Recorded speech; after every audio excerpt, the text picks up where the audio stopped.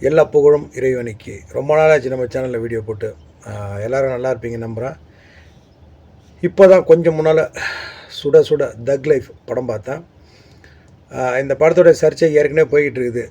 கமல் வந்து மன்னிப்பு கேட்கணும், மன்னிப்பு கேட்டால் எங்கள் தேட்டரில் இந்த படம் எங்கள் ஊரில் இந்த படத்தை ரிலீஸ் பண்ண போகிறோம் அப்படிங்கிற மாதிரிலாம். தேவையே இல்லை, மன்னிப்பு கேட்க தேவையில்லை. ஏன்னா மன்னிப்பு கேட்டாலும் இந்த படம் ஓட போகிறது கிடையாது. அந்த அளவுக்கு போட்டு பாடாப்படுத்தி வச்சுருக்குறாங்க.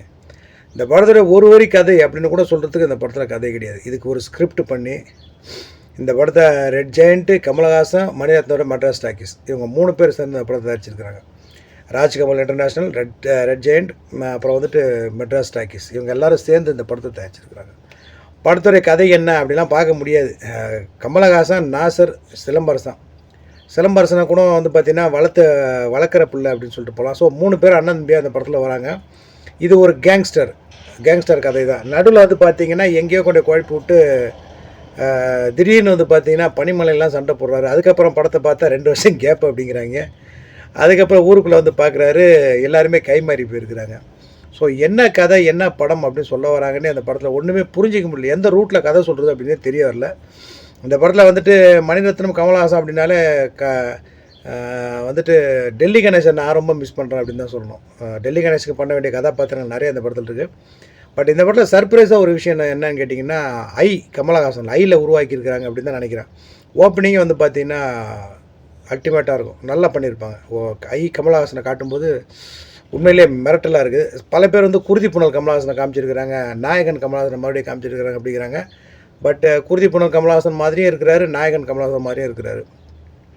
கமலஹாசன் ரொம்ப சாமிங்காக இருக்கிறாரு, ரொம்ப அழகாக இருக்கிறார் அந்த காட்சிகளில். அதுக்கப்புறம் வந்து பார்த்திங்கன்னா இப்போ நம்ம பார்த்து சலிச்சு போன கமலஹாசன் தான் மீடியாவில், சோஷியல் மீடியாவிலலாம் பார்க்குறோம் இல்லையா, அந்த கமலஹாசன் காமிச்சிருக்கிறாங்க. அபிராமி மறுபடியும் கமலஹாசன் பயன்படுத்தியிருக்கிறாரு. திரிஷா வச்சு 2 பேருமேன்னு சொல்லலாம். திரிஷா அண்டு அபிராமி 2 பேரையும் போட்டு பேட்டிருக்கிறார். ஸோ இடைவேளைக்கு முன்னாடி வந்து பார்த்திங்கன்னா ஒரு போக்கில் கதை போகுது, இடைவேளைக்கு பிறகு வந்து பார்த்திங்கன்னா ஒரு போக்கில் கதை போகுது. இடைவேளைக்கு பிறகுலாம் வந்து என்ன படம் பண்ணியிருக்கிறாங்க அப்படின்னே தெரிய வரல. என்ன படம் பண்ணியிருக்கிறாங்க அப்படி, என்ன மணிரத்னம் இருக்கிறாரு, இவ்வளோ ஒரு வீக்கான ஸ்கிரிப்டை வச்சு படம் பண்ணியிருப்பாங்களா அப்படிங்கிற மாதிரி ஒரு டென்ஷனை தான் கொடுத்துருக்குறாரு. ஏஆர் ரஹ்மானை பொறுத்த வரைக்கும் அவர் கடமையை கரெக்டாக செஞ்சுருக்கிறாரு அப்படின்னு சொல்லலாம்.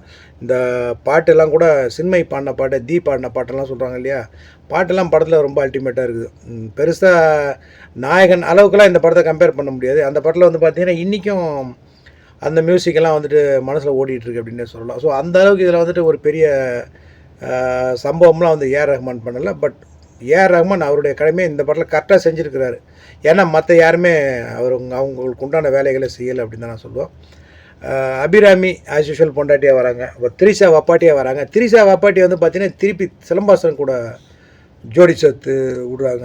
அது வந்துட்டு எனக்கு சரி ரைட்டு, உங்களுக்கு படம் ஒரு வேளை பிடிக்கலாம். வையாபுரி ஒரு டிரைவராக வரார். அதே மாதிரி வடிவுகரசி ஒரு ரோல் பண்ணியிருக்கிறாங்க. அவங்கெல்லாம் ரோல் ரொம்ப டிஃப்ரெண்ட்டாக இருக்குது. அசோக் செல்வன் அவர் ஒரு ரோல் பண்ணியிருக்கிறாரு. தளபதியில் வர்ற அரவிந்த் சுவாமி ரோல் மாதிரி அவர் ஒரு ரோல் பண்ணியிருக்கிறார். மொத்தத்தில் படம் எப்படின்னு கேட்டிங்கன்னா குப்பை கூடைய கொட்டின மாதிரி தான் இருக்குது. பிச்சைக்காரன் வாந்தி எடுத்த மாதிரின்னு சொல்லுவாங்க இல்லையா, அந்த மாதிரி தான் ஒரே கசாமுசான் கன்றாவியாக இருக்குது. என்ன கான்செப்ட், என்ன படம், என்ன கதைன்னே தெரியல. கடைசியில் வளர்ப்பு மகன் அதாவது சிலம்பரசனுக்கும் கமலஹாசனுக்கும் வந்து முட்டை விட்டு சண்டை போட்டு வேடிக்கை காமிச்சிருக்கிறாங்க. பட் மொத்தத்தில் படம் எப்படின்னு கேட்டிங்கன்னா எனக்கு படம் பிடிக்கல. படம் பிடிச்சவங்க, படம் பார்த்தவங்க எனக்கு இந்த படம் பிடிச்சிருக்கு அப்படின்னு சொல்கிறதுக்கு யாராவது இருந்தீங்கன்னா கமெண்ட்டில் சொல்லுங்கள். இறைவன் நாடினால் இன்னொரு வீடியோ உங்களை சந்திக்கிறேன். எல்லா புகழும் இறைவனுக்கு.